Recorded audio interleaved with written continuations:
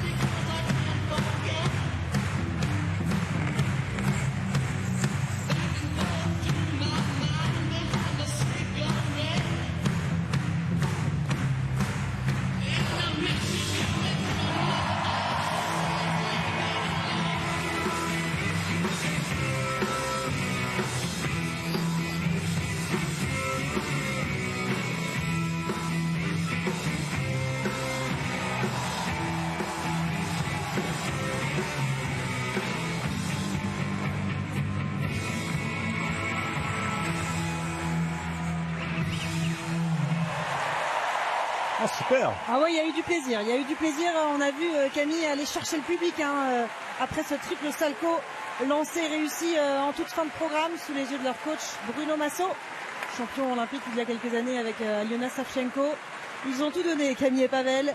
Il y a eu un petit accro, une petite faute sur ce triple salco en parallèle en début de programme avec pas de chute comptée a priori pour Camille qui a posé les deux pieds, qui s'est un peu emmêlé les patins. Ah si, il y aura une chute de comptée quand même, voilà, ça a été revu.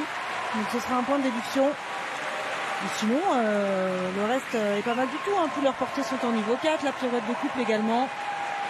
Et ce lancer a bien progressé, c'est très fiable depuis le début de la compétition. Le triple flip est nickel comme lors du programme court. Le triple salco aussi en fin de programme remarquable. Et puis un programme plein de pêche, plein de dynamisme.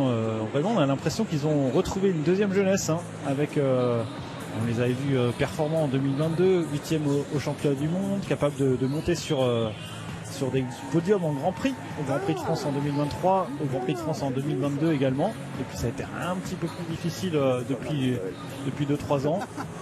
Oui, mais là c'est la perspective de participer à ces Jeux Olympiques qui leur a donné un nouvel élan. On rappelle qu'ils étaient premiers remplaçants pour cette épreuve de couple individuel, qualifiés dans l'épreuve par équipe, mais pas dans l'individuel. Et le retrait du couple ouzbek les a qualifiés, leur a permis bien d'intégrer cette compétition individuelle. Et on voit que ce bonus-là, c'est que du plaisir. Ah oui. Alors déjà ce triple salco, il y a certes ce gros retournement qui va être considéré comme une chute, mais la rotation est complète. Elle est validée à 3 tours pour Camille, donc ça c'est déjà remarquable parce qu'il y a quelques mois, elle était un peu en difficulté sur cet élément. Alors, on peut avoir des regrets sur cette spirale de la mort, où ils prennent seulement un niveau 1. La position est probablement pas assez à l'horizontale. Ils prennent un niveau sur l'entrée difficile, avec une position avec pas mal de souplesse de Camille pour rentrer sur la quart dehors arrière. Il faut que sur le libre, la spirale de la mort soit différente de celle du programme court. C'était carte dedans arrière lors du cours, et c'était il y avait eu des rotations en position plus horizontale. Là malheureusement c'est un peu court sur les rotations, sur la position, donc ils perdent un petit peu de points là-dessus, mais tout le reste par contre est remarquable avec des JO de bonne qualité et des composantes qui devraient être sympas. Et oui, ils réalisent leur season best à 113,78 points. Pas très loin de leur record personnel. Bravo, c'est bien.